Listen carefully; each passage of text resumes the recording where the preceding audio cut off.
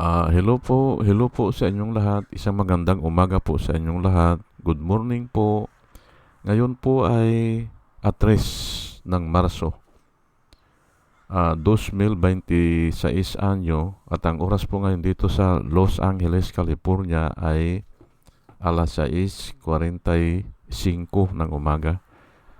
Araw po ngayon ng Martes at nais ko po mag-vlog mga kababayan, mga minamahal, patungkol po dito sa nung isang linggo pa nabasa ko yung mga asit ni Apollo Kibuloy ay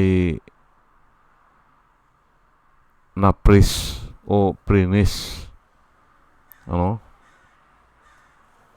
O hindi niya pwedeng galawin. Yan po ang tatalakayin ko ngayon, ano?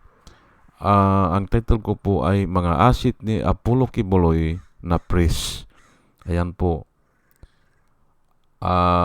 Aywan ko kung mayroon na rin siguro na ibang judge na gumawa niyan. Pero nga, noong isang linggo, iyan po ang balita na yung Quezon City Judge ay nag-declare na i-press, o hindi pwedeng galawin, hindi pwedeng mag-deposit o ibenta o mag-withdraw. Ganun, Yun po ang desisyon ng judge. Na tama naman, Tama. I-freeze yung ari-arian ni Kibuloy. Lahat ng ari-arian niya, pati mga eloplano, helicopter, hindi pwede na gagalaw. Opo. Kaya mabuti na yan ganyan. Tama po yan para pambayad sa taong minulistya niya at mga niloko. Ayan po kasi hihingi po ng damage po yun Damios perhisyo, hindi ba? Hihingi po yun ay saan kukuha yan? Kung bigla na lang nangawala yung pira ni Kibuloy, hindi ba? Kaya dapat yan.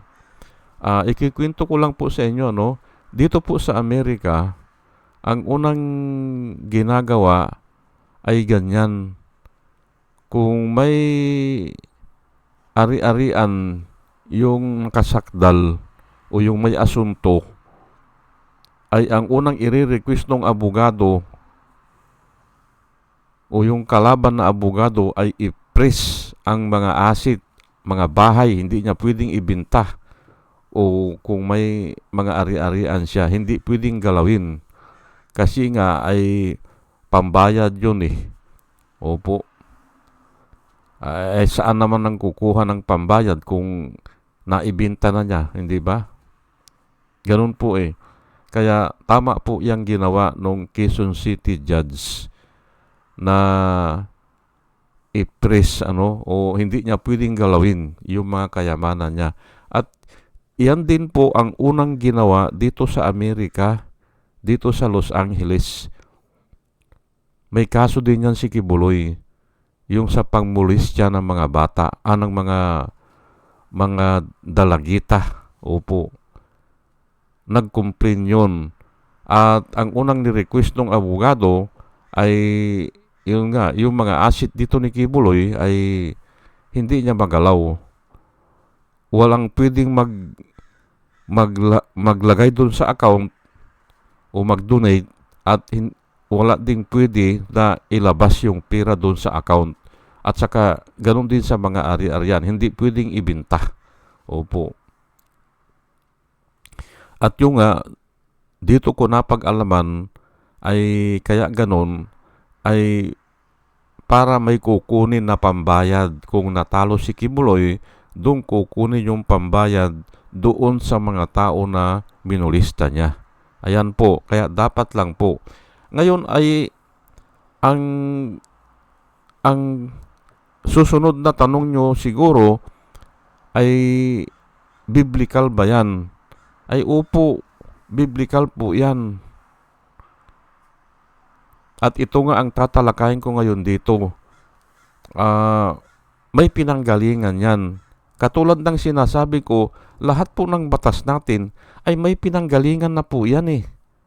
Hindi lang natin alam o hindi lang natin nababasa. Pero noon pa yan, ginawa na po yan ng mga Israel. Kasi nga, ang yung batas ng Israel ay nakapattern o nanggaling talaga sa Diyos. Opo, nakapattern sa panukala ng Diyos. Maaring hindi lahat ibinigay, pero nakagawa si Moses ng palatuntunan na palagay ko lang na inspired siya ng Holy Spirit, kaya naisulat niya yung mga panukala o yung mga dagdag. May mga dagdag kasi na palatuntunan na isinulat din si Moses. Opo. At inilagay niya doon sa susog o added doon sa ibinigay sa kanya ng Panginoon, na dahil siya ay inspired by the Holy Spirit, ay valid po yun. Ngayon ay ito po isishare ko lang po ito sa inyo, itong nangyari kay Sakeo, na kung saan ay si Sakeo sa kwento sa Biblia ay chief tax collector po yan, BIR po yan. Kaya galit na galit ang mga tao sa kanya. BIR. Nagbago ba ang mga tao? Hindi ang BIR din ngayon, ganun din eh. Ang daming dilhinsya. Hindi ba? Kaya galit na galit ang mga tao. Ayan po, hindi ba? Wala po pagbabago ang tao eh. At mas malamang, lalo pang naging mapusok o lalo naging gahaman sa salapi. Opo. At yan ang nakita ng Diyos noon eh. Nung kapanahunan ni Noah, ang sabi ng Diyos ay all the intent and intention of the man or imagination of the man, all the intent and imagination of the man is evil continually. So I decided to blot out, sabi niya, all men in the face of the earth. Yan po kasi nga ay wala na eh. Kaya nga, yung sinasabi ni Duterte na papatay niya yung mga adik para gumanda ang Pilipinas, so walang mangyayari dyan. Wala. Papatayin mo ang mga tao para gumanda ang Pilipinas? Hindi rin. Pinatay na nga mga tao noon eh. 8 tao na lang ang natira. 8 tao. Yung mga kaanak ni Noah o yung mga anak niya at saka yung mga asawa, 3 yung anak niya na lalaki. Ay 8 nga sila lahat eh. Ay dapat yung mga sumunod na mga generation doon ay makajus na, hindi ba? Hindi rin eh. Pero may paraan po ang Panginoon. Ang paraan ng Panginoon, binabaan niya ng binabaan ang edad ng tao. From immortal Adam, hindi ba? Immortal po yung si Adam, hindi ba? Walang death, hindi ba? Nagkaroon ng death. Pero umabot siya ng 930 years. At gano'n nga ang mga edad noon nung kapanhonan ni Noah. 900 years po yan. Pero ngayon, binabaan ay bihira nang umaabot ng 100 years. The average life of man today is 70 years old. Hindi ba? Nakasulat po yan sa Biblia na sinulat naman ni King David. The average life of man is 70, and for a reason of strength, it may reach 80. Hindi ba? Kung medyo healthy ka o malakas ka, ay baka umabot ng 80. Pero pag sangpa mo ng 80 to 90, ay wala na yan. Purong nagkuha niya, masakit. Purong na masakit ang likod, masakit ang ulo, masakit ang ngipin. Ganun po yan eh. O, dahil nga yan ang pamamaraan ng Panginoon para hindi makapag-continue ang tao sa kanyang evil intent at saka yung imagination. Totoo po yan.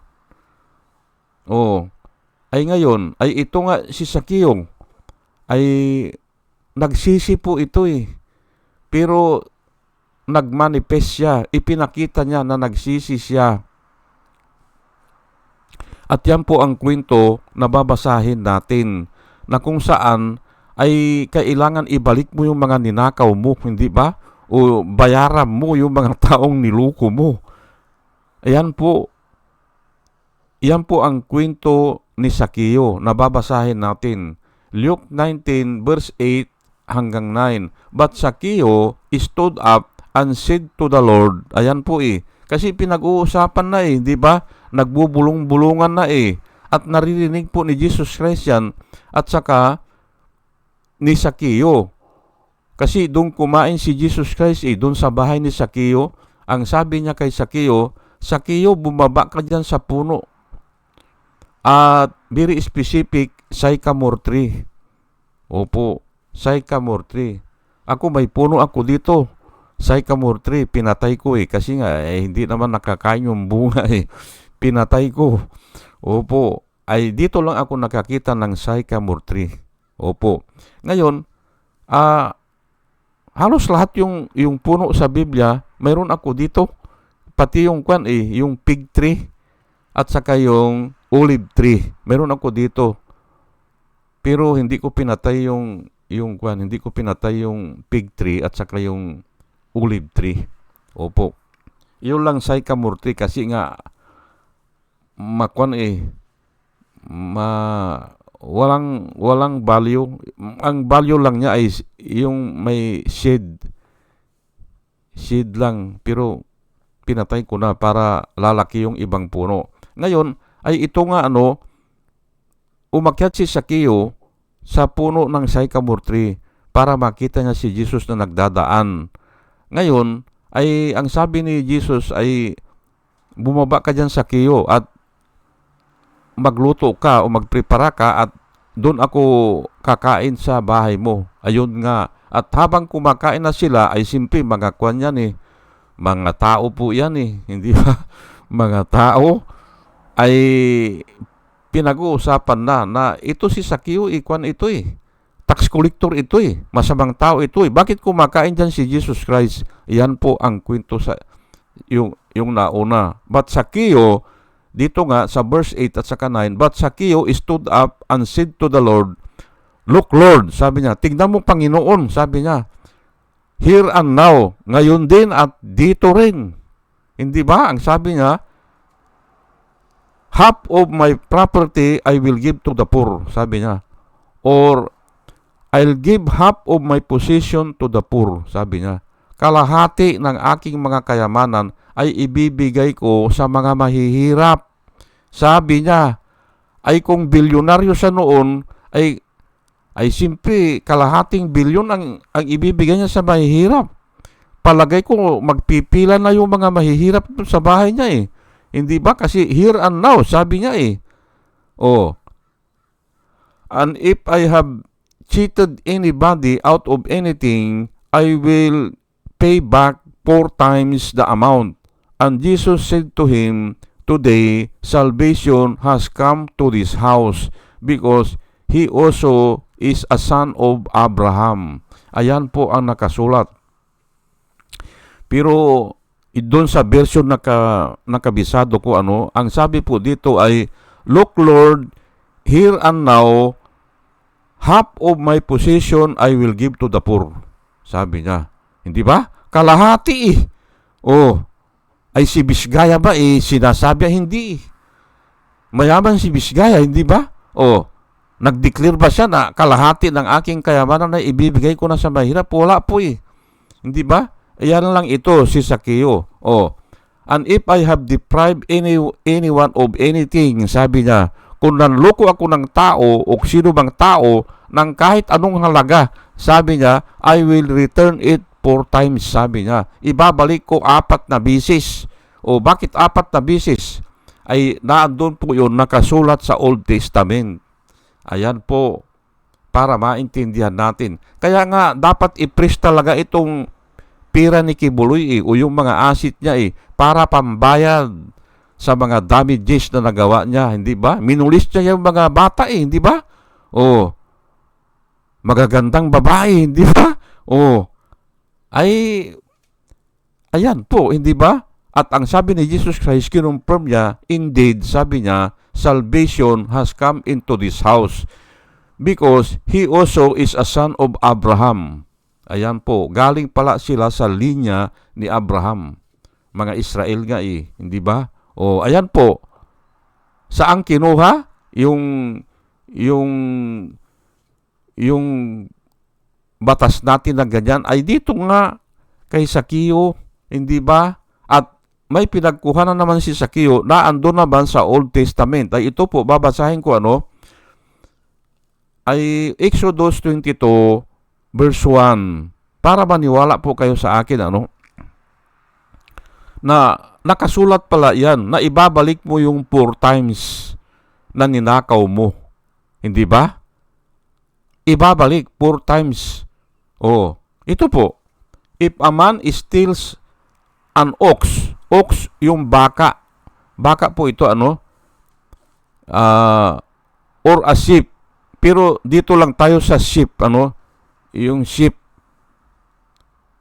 And slaughter or sell it. Kahit pinatay niya yan at ibininta niya yung karne, hindi ba? Ibininta niya yung karne. Pwede rin na ninakaw niya yung tupa, kung tupa man ito, ay ibininta niya ng buo, ay he must, at nahuli siya yan, he must repay 5 oxen, 5 baka, kung nagnakaw siya ng isang baka for an ox. Ayun po, pero nga dito tayo sa sheep and for sheep, for a sheep. Ayan po, kaya 4 times. Ang sabi ni Sakeo, I will return it 4 times. Oh, if I cheated anyone of anything, sabi niya, I will return it 4 times.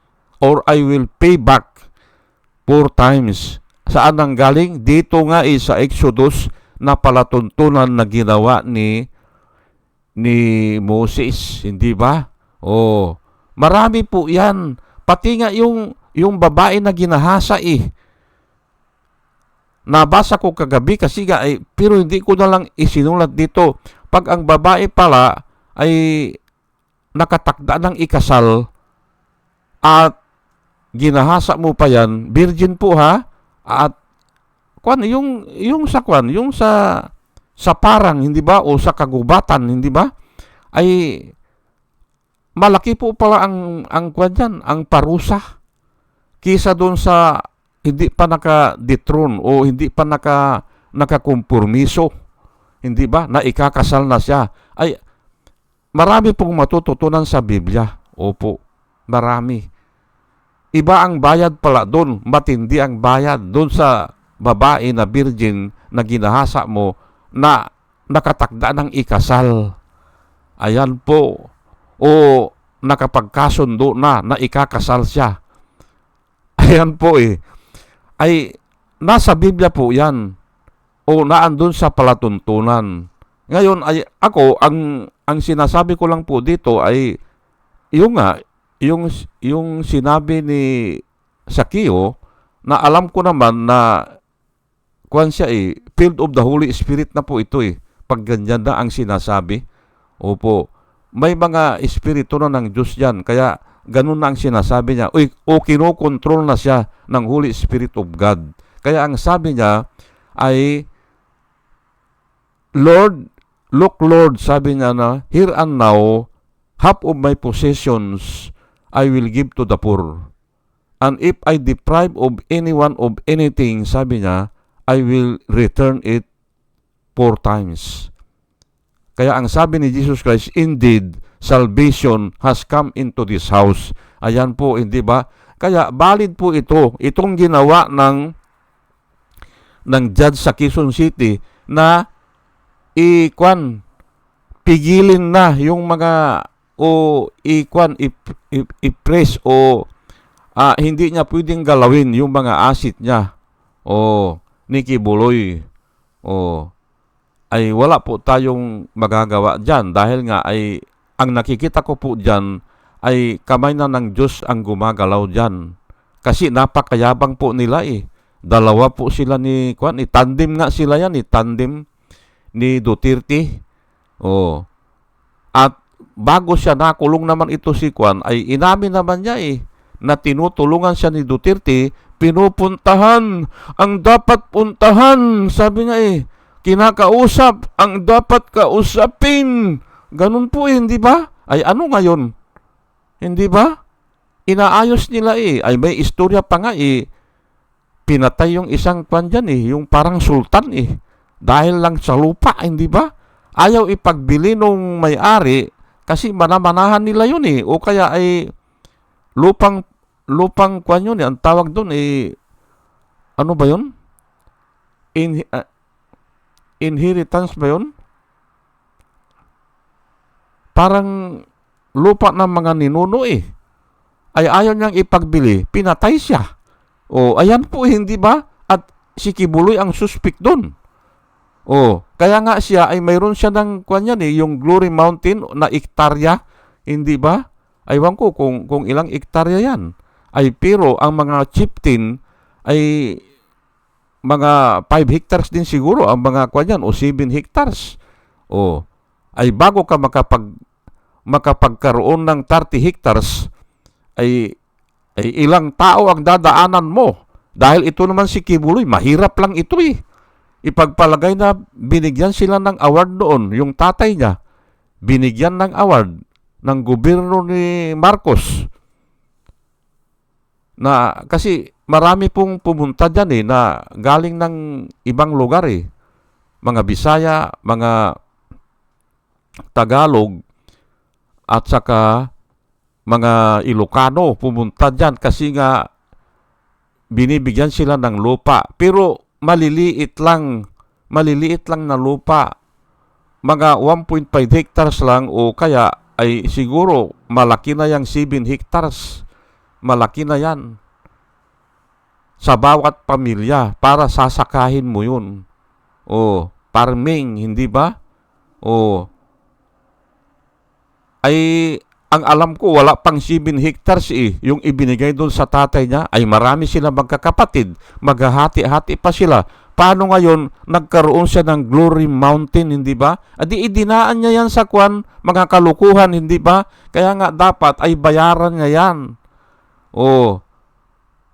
Ginagamit pa nga ang military at saka pulis sa pangharas kasi nga ay hawak ni Duterte naman ang mayor, hindi ba? Ang pagka-mayor, hindi ba? Ganun lang po yan Ay bago nga siya makulong si po nagmalaki pa siya na kung gusto nyo ng gira, sabi niya kung gusto nyo ng laban tayo. Marami ako kanyang kakilala sa NBI. Marami siyang kakilala na pulis at saka military na tutulong sa kanya. Ayan po, kayabangan po yan Hindi ba? Ay bakit mo ipagmalaki yan pero talagang nagagawa niya talaga Kasi nga sinakop na niya lahat Hindi ba? At hindi niya magagawa yan kung wala siyang katandim. Walang nagpuputikta sa kanya. At iyan nga si Duterte. At marami po ang nag-iisip ngayon. Ako noong ko pa iniisip yan na itong mga kayamanan ni Kibuloy galing kay Duterte. Diyan niya pinatago. O kaya yung mga ibang politiko kahit galing pa ng Luzon, halimbawa si Escudero, hindi ba? Nag-invest dyan. Nagbigay sila ng pera dyan kay Kibuloy at para itago dyan kasi nga walang taxi. At hindi masisita kasi nga ang sabi ni Kibuloy, milyon ang member niya. Milyon. Ito ang mga nagbibigay ng pera sa kanya. Pero ako, naniniwala po ako na yung members dyan, wala pang 10,000 yan. Opo, wala. Yung mga members dyan. Ang dami ko na po na nakausap na mga galing dyan eh. Opo. Wala pa. Kaya nga, niluluko lang niya. Ay kung 10,000 lang ang member mo, o sabihin natin na 20,000, paano ka makakalikom ng Superdome, hindi ba? O, paano yan? Kaya nga, pira po ng mga politiko yan na dyan nila inilagak. Kaya nga, ginawa niya po na administrator agad eh. Si Duterte, hindi ba? Ginawa niyang administrator. Ay bakit gagawin niya? O, ay matanda na yan, uugod-ugod na yan, hindi ba? Ang administrator dapat able body. O, ang administrator dapat errors. Mayroon siyang party dyan o kamag-anak siya. Kaya ginagawa siya ng yung administrator ng mga property. O, pangatlo, yung alam niya ang mga bagay-bagay, ang mga istorya ganyan, ipagpalagay na, sige, alam na ni Duterte yan. Pero yung siya ang tagapagmana ay hindi dapat member po ng asosasyon nila, yung religion nila, dapat member doon. Ayan po diyan sila nahuhuli. Bakit ginawa niyang administrator? Hindi ba? Kaya nga ito, tama lang yan na ginawa naman nung judge na pigilin yung mga asset na lumabas o pumasok. Ayan po, hindi magalaw. Ayan po sige po at naibigay ko na ang mga reason bakit inaayunan ko yan. Kasi nasa Biblia po yan eh. Kahit na nga yung blood money, nasa Biblia po din yun eh. Kung nakapatay ka, ganun, may blood money din sa Biblia. Pero hindi ko na sinulat dito. Ang sinulat ko lang dito, yung mga ginahasa, hindi ba? O yung mga minaltrato, o yung mga niloko. Kailangan bayaran yan. Alangan namang gobyerno ng Pilipinas ang babayad yan. Hindi ba? Dito po sa US, ganun eh. Pinipris agad yan. Kasi nga iniiwasan na ang magbayad pa ay ang gobyerno. Doon sa mga damages, hindi ba? Sige po at hanggang dito na lang po at sana sa ating pakikinig ay nakakuha tayo ng wisdom na nanggagaling sa Panginoon. At muli mga kababayan, mga minamahal, isang magandang umaga po sa inyong lahat at salamat po sa inyong pakikinig. Salamat po ng marami. Salamat po.